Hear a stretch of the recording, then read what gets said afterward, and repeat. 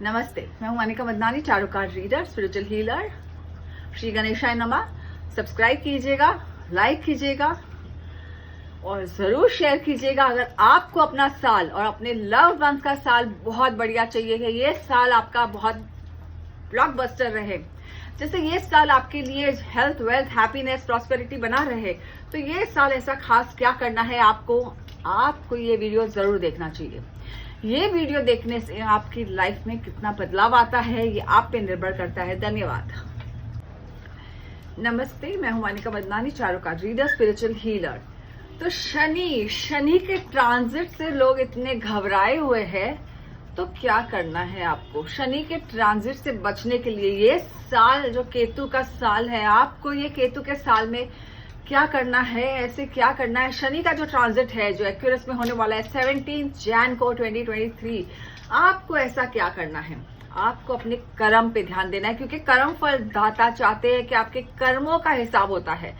तो जब आपके कर्मों का हिसाब होता है ना, तो कर्मों की ही लेन देन का हिसाब करते हैं। तो अपने कर्म कैसे सुधारने चाहिए, तो एक उदाहरण देती हूँ, एग्जाम्पल देती हूँ कि कर्म कैसे होते हैं, कर्म कैसे पहचाना जाता है, कर्म की सजा कैसे मिलती है हमें, कर्म का कैसे पकड़ा जाता है। क्योंकि ना शनि आपके मित्र है, ना ही आपका बुरा चाहते, ना ही आपके दुश्मन है। शनि सिर्फ कर्मों के देवता है। तो कर्म फल दाता दिया है उनको शिव जी, विष्णु जी ने दिया है, लॉर्ड विष्णु और शिवा ने दिया है। तो सोचिए कि आपके लिए, हम कहते हैं कि हम कौन देखता है जब हम कर्म करते हैं? सो हेलो, ऊपर वाला जब देखता है ना, तो सीधा पिक्चर नहीं देखता है, वो ऐसे पिक्चर देखता है। और जब वो ऐसे पिक्चर देखता है ना, तो सब कुछ दिखता है उनको। तो कर्मों का हिसाब लिखा जाता है। तो जैसे एग्जाम्पल देती हूँ कि एक राजा थे। राजा अपनी प्रजा में घूम रहे थे, वेश बदल के, कॉबलर बन के घूम रहे थे। जो जूता का जो मरम्मत करते हैं ना, ऐसा घूम रहे थे वो अपने मिनिस्टर के साथ। और वो धड़ धड़ घूम रहे थे देखने को कि उनकी प्रजा सुखी है। तो यस, राजा करते हैं।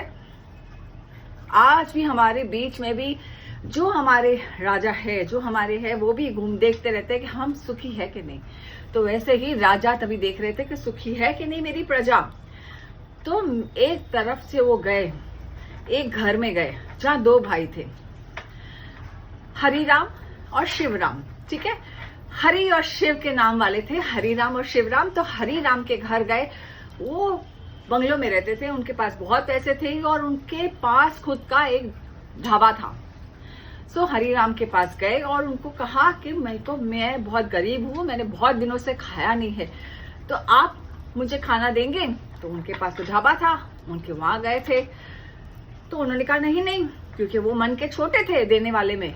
तो उन्होंने कहा नहीं, मैं बिल्कुल नहीं, आप जाइए यहाँ से, अभी हमारे बिजनेस का टाइम है, काम का टाइम है, समय नहीं हमारा, ये करिए। तो उन्होंने, राजा ने कहा ठीक है। आस्ते आस्ते चलते गए, दूसरे भाई के वहां गए, उन्हें तो पता नहीं था। शिवराम के पास गए तो उन्होंने अपने घर में बड़े आदर से, वो थोड़े से ओके थे ना, उनके पास प्रॉपर घर था, प्रॉपर इतने ना पैसे थे, लेकिन उन्होंने अपने, कहते हैं ना, अपने उनका स्वागत किया, सत्कार किया, अपने हाथों से पका के खिलाया। कहा कि मुझे बहुत शौक है खाना पकाने का। उन्होंने कहा मुझे बहुत शौक है। शिवराम ने कहा मुझे बहुत अच्छा लगता है किसी के लिए मैं करूं ये सेवा। मुझे अपने हाथों से खाना पका के उनको खिलाया, उनकी सेवा की।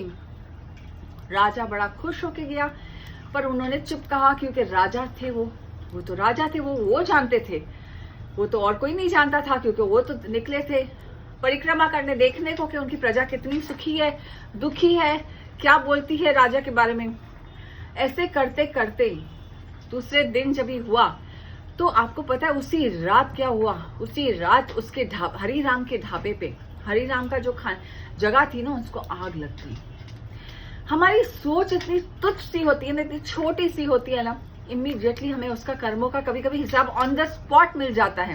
कभी कभी वक्त लगता है, कभी कभी समय लगता है। और शिवराम को तो उन्होंने बुलाया नेक्स्ट डे और कहा कि तुम मेरे मुख्य पुरोहित बनोगे, जो खाना पका के दोगे मुझे, जो कुक बनोगे, यहाँ पे मुख्य कुक बनोगे हमारे यहाँ पे, क्योंकि तुम्हारे हाथ में तो खाना जब हम बनाते हैं, हमारे हाथ में स्वाद आता है, क्योंकि हम बड़े प्रेम से प्रेम से ऊपर वाले का नाम लेके खाना बनाते हैं, परोसते हैं, तो इससे हमारा प्रेम और वो दिखता है।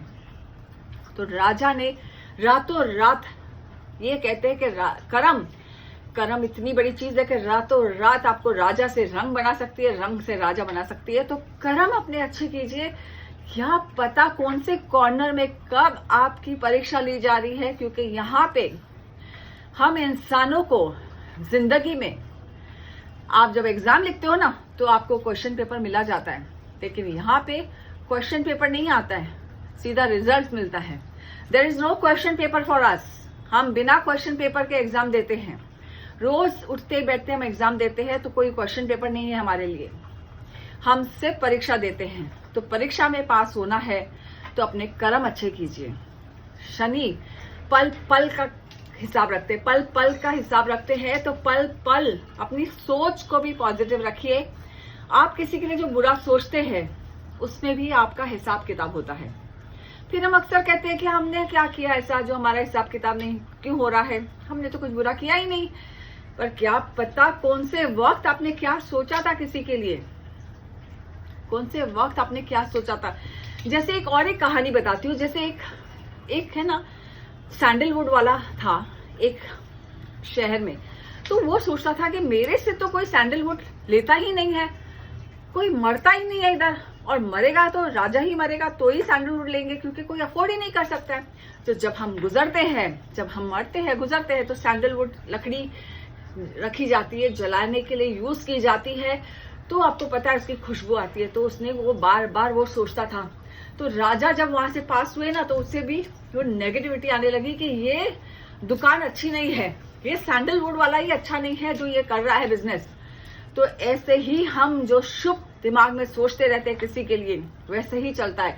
तो राजा को उसके प्रति गुस्सा आने लगा और उसने कहा कि इसे कुछ न कुछ इसे सजा दी जाए। तो मंत्री ने कहा कि क्यों सजा दी जाए, कहा कि बस इसे सजा दी जाए। तो मंत्री ने कहा ठीक है, एक दिन का समय दो मुझे। तो मंत्री ने जाके पता किया कि ये सारा दिन राजा की ये सोचता है कि राजा कब गुजरेंगे, मेरा कब बिकेगा सैंडलवुड।